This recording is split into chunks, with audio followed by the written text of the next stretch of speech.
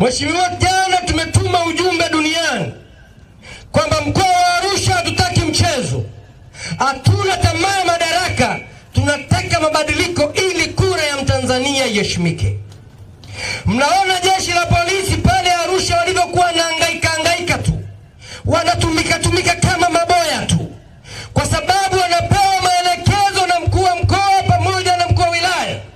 Na jana tukawa na kikao kirefu sana kwa mara ya kwanza na dasi wa Arusha mjini ambaye sio ametokea Kizimkazi kule Pemba, kapewa kazi ya miezi miwili, eti anatuambia tumuombe kibali. Nilimwambia wewe ni mtu mdogo sana kwenye nchi, mshahara wako sio zaidi ya watu wa Arusha. Tulifanya mkutano mzuri, lakini mimi ninataka nikwambie kwenye wilaya yetu ya Meru jeshi la polisi linajitambua sana. OCD na UCCID wanajitambua mno, hakuna usumbufu wote ambao wanatusumbua nao. Ndio maana sisi hapa leo mkutano wetu hauna usumbufu.